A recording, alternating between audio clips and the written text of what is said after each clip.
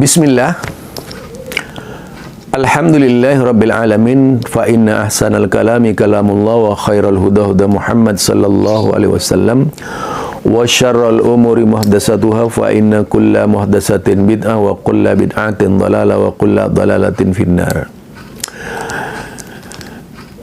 Saya beberapa hari ini melihat yang namanya aswaja itu aswaja lagi. Waduh, ya memang dihadapkan kepada orang-orang yang pakai topeng aswaja ini semua ya. Yaitu aswaja lagi. Mulai sudah menyerang habis-habisan kelompok Wahabi, termasuk Zaka, Sani, mulai mengarah kepada tokoh-tokoh Wahabi. Itu yang saya perhatikan. Artinya kepada tokoh-tokoh Salafi. Kemudian mereka sudah mulai takfiri juga. Kalau kita lihat pemahamannya sangat takfiri sekali. Sudah mulai mengkafirkan ya. Ya karena memang Idrus Ramli suka juga seorang ustadz takfiri dia. Yang dulu selalu menyebut Wahabi itu takfiri, sekarang mereka paling takfiri dalam pergaulan dakwah ya. Jadi tuntutan mereka kepada kita, artinya jangan merongrong ajaran-ajaran yang sudah berkembang di Indonesia yang menjadi kebiasaan mereka.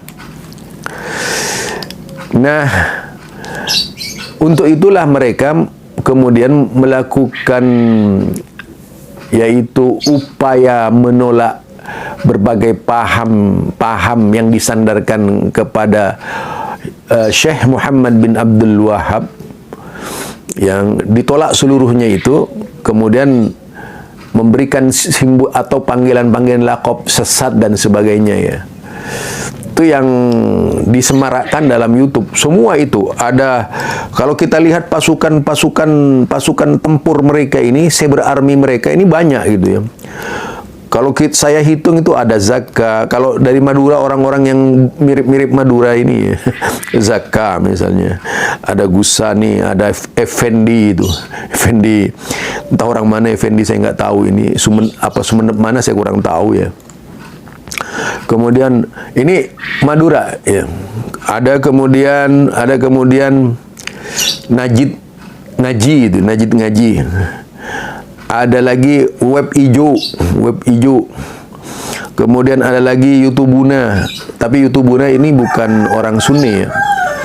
Saya melihatnya dia sebagai apa istilahnya, YouTubuna ini lebih tepat dikatakan sebagai Rafidah ya. Caranya berbicara sudah ketahuan. Kemudian petuah kiai itu. Kalau di tingkat ketokohannya itu seperti Idrus Ramli, Maulana, siapa lagi itu,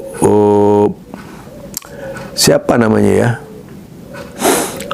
Maulana, Idrus Ramli, Dr. Rozi, dan masih banyak jumlah lagi yang menjadi apa namanya, cyber army itu. Jadi cyber army-nya mereka. Walaupun mereka ini standarnya sama-sama anti Wahabi, kemudian referensinya lapuk, tidak jelas gitu. Pokoknya ngamuk sajalah ke Wahabi, tahu nggak tahu gitu. Karena apa? Dari sisi keilmuan, kalau saya perhatikan, kelompok-kelompok anti Wahabi itu adalah kelompok yang menurut saya sangat bodoh. Ya, menurut saya sangat bodoh, miskin referensi, rata-rata miskin referensi. Sehingga kalau berbicara itu sering ngawur. Apa dibandingkan dengan kitab-kitab pahamnya mereka gitu. Jadi nggak nyambung, nggak ketemu itu. Misalnya Zaka, ketika mengkritisi paham Wahabi ini menggunakan standar paham mereka yang nggak nyambung itu. Mereka itu artinya kalau kita lihat secara sumber referensi, sebagai sumber atau marja yang dipakai, sandaran yang dipakai, itu sudah sangat beda dengan mereka yang dituduh Wahabi. Contoh saja ketika berbicara berkaitan dengan akidah misalnya. Bagaimana bisa ketemu jika seorang sekelas Zaka itu melihat kepinjangan orang lain dari kelompoknya, misalnya Asy'ariyah. Dia tidak punya kitab referensi seperti I'tiqad Ahlus Sunnah wal Jamaah itu yang lengkap berapa jilid-jilid itu dari At-Tabari misalnya. Nggak punya dia. Sehingga tidak ketemu, nggak nyambung. Waktu berbicara arsy itu ya, satu contoh, dia nggak nyambung gitu. Apa? Karena kemudian logikanya dipakai sebagai pemenangan pengaruh itu di YouTube itu. Secara kitabiah dia nggak ada apa-apanya gitu, nggak ada apa-apanya. Itu yang saya perhatikan. Kemudian jika dibandingkan dengan ustadz salafi, itu kan orang ustadz salafi ini tidak peduli mereka mau ngomong apa ya, karena orang-orang salafi ini paham banget dengan kelompok-kelompok intoleran ya. Sebenarnya mereka ini kelompok intoleran. Sebagai bukti apa? Begitu disebut paham mereka ngamuk langsung itu. Jadi itu namanya kelompok intoleran. Peristiwanya banyak kalau disimpulkan. Jadi semua kelompok yang ngamuk terhadap pengajian salafi itu dari mereka, nggak ada dari Muhammadiyah, nggak ada dari Persis, nggak ada dari Al-Irsyad, nggak ada. Semuanya intinya itu berangkat dari kelompok mereka itu. Itu perlu dipersoalkan juga gitu. Jadi saya belum pernah melihat orang Muhammadiyah ngamuk ke pengajiannya salafi. Saya kecuali kalau misalnya ada orang luar masuk ya, bisa saja terjadi itu. Nah, sekarang soalnya apa? Ada usaha, saya itu pernah bikin WhatsApp ya. WhatsApp ini namanya Kajian Himpunan Putusan Tarjih Muhammadiyah. Anggotanya hampir 1.000 orang gitu.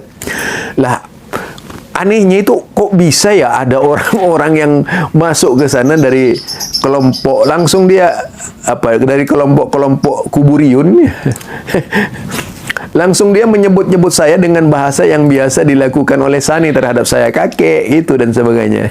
Langsung saya ditendang saja keluar karena tidak sopan santun ya berbicara di depan pimpinan-pimpinan Muhammadiyah. Langsung saja saya keluarkan, saya tendang keluar gitu. Karena apa? Ya, di Muhammadiyah itu tidak ada pembicaraan kayak gitu itu. Saya dengan Muhammadiyah ini paham banget gitu.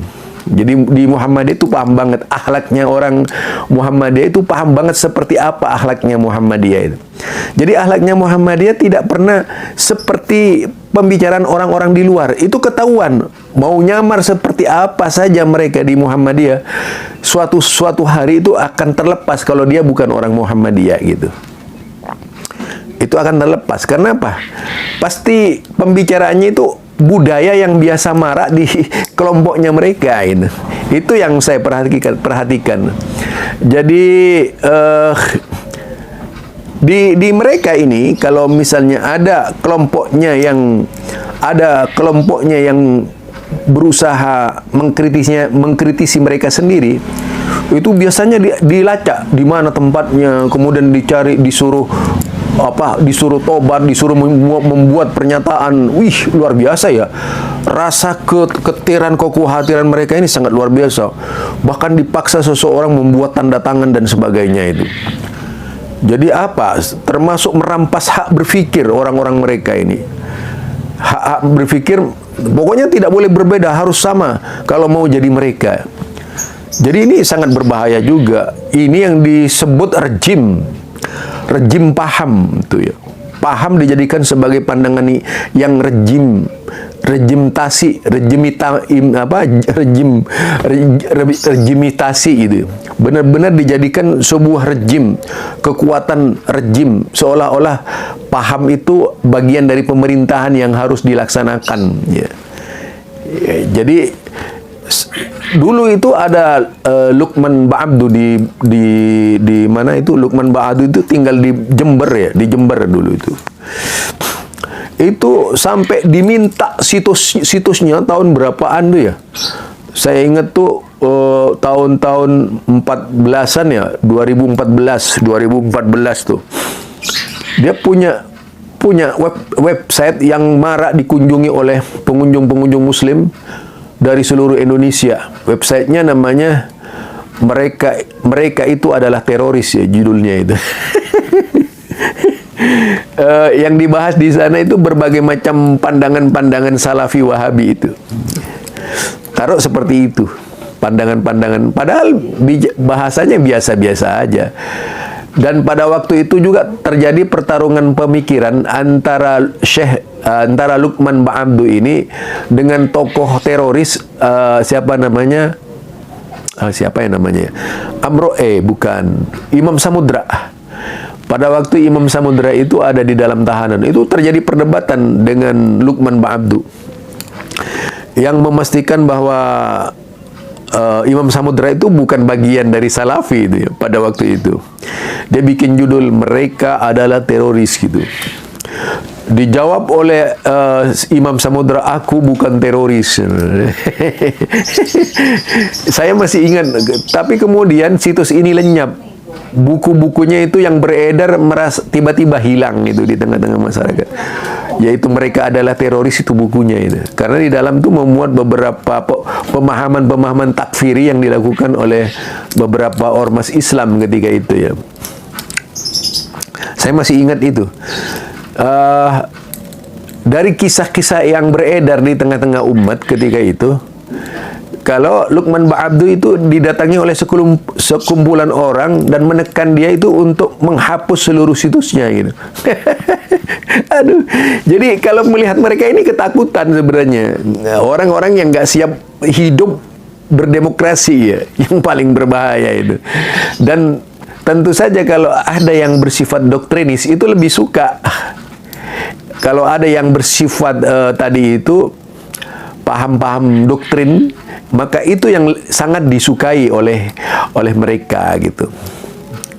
Nah, inilah yang memicu banyak persoalan di tengah-tengah umat. Dan kita lihat rata-rata mana ada dari mereka yang kemudian bisa, dari mereka ini yang benar-benar berbicara Islam pakai ilmu beneran gitu. Wong ketika ditunjukkan satu dalil saja mereka sudah kebingungan, membantahnya sudah kacau balau ya. Saya berkali-kali itu mencoba ya, Zaka, Sisani, akhirnya ngawur dia kalau menjawab tuh, nggak nyambung gitu ya. Jadi nih saya melihat itu. Dan contohnya lah, ketika Idrus Ramli itu berada di wilayah perdebatan sehat, mana dia bisa sehat gitu ya? Nggak sehat dia itu. Bahkan terkesan marahnya didahulukan daripada berbicara ilmiah itu. Tidak bisa menjawab ilmiah. Saya pernah membaca bukunya Sekte Berdarah Wahabi itu ya. Itu kalau saya baca itu tulisan amarah, bukan tulisan ilmiah. Karena tidak ada satupun rujukan yang bisa dipastikan sebuah kebenaran. Tetapi yang jadi rujukan malah orang-orang yang penuh persoalan di dalamnya ya. Seperti rujukannya dari Syekh Al-Amiri itu, dia kan orang Syiah, dijadikan rujukan Wahabi ketika menghantam Syekh Muhammad bin Abdul Wahab. Kemudian rujukannya juga dari buku-buku yang ditulis oleh Syekh Sayyid Ahmad Zaini Dahlan misalnya. Jadi buku-bukunya memang bermasalah juga. Apalagi yang disampaikan Syekh Ahmad Zaini Dahlan ini juga berdasarkan berita yang kelak kemudian dikoreksi oleh sahabat-sahabatnya sendiri, pembicaraan dari Syekh Ahmad Zaini Dahlan, kesalahannya Syekh Ahmad Zaini Dahlan, sehingga banyak dari kalangan ulama-ulama yang mengkritisi kesalahan Syekh Ahmad Zaini Dahlan. Tapi sayangnya buku itu sudah beredar sampai sekarang, dijadikan pegangan mereka gitu. Karena bagi mereka itu bukunya Syekh Ahmad Zaini Dahlan itu menyamai kitab suci, lalu dijadikan rujukan oleh mereka. Itu ya sekitar pembicaraan mengenai Wahabi. Kalau kita lihat mengapa diserang kanan kiri itu ya, karena memang berusaha menghilangkan mitos-mitos yang ada di Indonesia ini supaya orang berbicara faktual gitu. Nah, sehingga kalau mitos ini hilang dan sebagainya di Indonesia, ya akan banyaklah orang yang akan kehilangan mata pencaharian. Karena itu bagian dari bagian dari pengembangan ekonomi mereka ya. Kalau kemudian menggunakan Islam murni, ya kalau menurut saya ini tentu saja tidak bisa kemudian lebih jauh mengembangkan keinginan-keinginan yang lebih bersifat ekonomi itu. Menurut saya seperti itu. Artinya orang yang berjuang untuk Islam di Indonesia benar-benar menyampaikan Islam dengan tujuan pemurnian yang semurni-murninya, itu sudah bercampur dengan kepentingan-kepentingan lain. Barangkali ini ya sekedar pandangan saya. Jadi kalau dilihat modus dari perjuangan anti Wahabi ini sama itu. Jadi modus perjuangan anti Wahabi mulai dari Madura sampai Aceh itu sama itu. Ada tiga cara yang dilakukan oleh mereka. Yang pertama, asal berdebat, ya, ngajak berdebat, walaupun dengan asal ngomong. Menurut saya itu, kalau saya lihat Zakka itu kan asal ngomong seringkali kalau debat. Saya perhatikan dia hanya senyum-senyum saja. Karena apa? Pada intinya secara referensi sangat kurang sekali itu Zakka itu. Paling nanti itu kalau dengar saya begini tuh ngajak debat lagi itu. Kalau saya sih mah ketawain aja kalau ada orang ngajak debat. Itu justru pertanda dia itu orang yang ketakutan ya. Ingin membela dirinya di depan orang banyak. Ini kalau saya dibeginikan terus, wah bisa dipecundangi oleh orang-orang Wahabi gitu. Berpikirnya dia begitu gitu. Sehingga dia berbagai macam yaitu sikap lata yang dipakai. Ayo debat, seolah-olah dia mumpuni. Karena saya tahu orang begitu itu nggak bisa berdebat dengan baik gitu. Orang doktrinis kok mau bisa berdebat dengan baik dari Hong Kong gitu ya. Nggak bisa lah berdebat dengan baik. Otaknya sudah penuh dengan kebencian, bagaimana bisa gitu ya. Ya seperti yang dilakukan oleh Sani. Dia ngajak El-Kaburi apa? Dia mengesankan dirinya ketakutan. Sebenarnya dirinya ketakutan tuh. Artinya dia itu merasa diburu oleh kekalahan. Sehingga dengan berbagai macam cara bikin fitnah saya kabur. Padahal saya nggak pernah kabur kemana-mana ya.